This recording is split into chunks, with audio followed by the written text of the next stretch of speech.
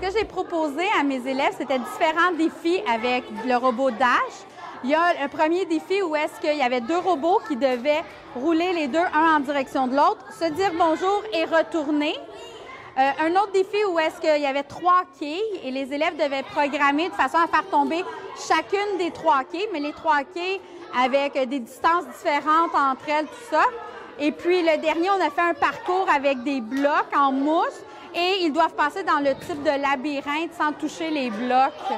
Donc, des exemples de projets que j'ai faits, il y a les Olympiades avec Dash, où est-ce qu'on leur donne des défis comme ça.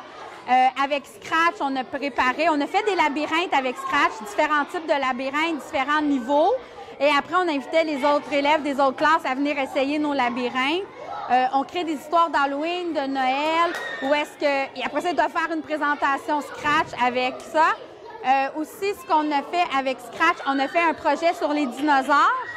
Et puis, les dinosaures, c'est le dinosaure, dans le fond, qui raconte les informations. Donc, ils vont dire « Bonjour, je m'appelle tel type de dinosaure, je suis herbivore. » Tout ça, c'est le dinosaure qui donne les informations. Les avantages d'utiliser la programmation, c'est surtout beaucoup la motivation et l'engagement. Les élèves sont très motivés, sont très engagés dans le travail, comme on les voit. Pour eux, ils jouent. Ils se rendent pas compte qu'ils apprennent des choses, qu'ils développent des notions mathématiques, des notions de logique, de chronologie, tout ça. La résolution de problèmes, eux, ils pensent qu'ils jouent. Mais on peut passer plein de matières avec ça. Aussi de l'enrichissement. Puis eux, ils s'amusent, sont heureux. On peut faire ça même le vendredi après-midi, il n'y a aucun problème. Ça va toujours bien. On a programmé pour plusieurs matières. On a fait des présentations à univers social où est-ce qu'ils devaient présenter des peuples, où ils fabriquaient une maison longue. Ils devaient nous entrer à l'intérieur et nous présenter différents objets.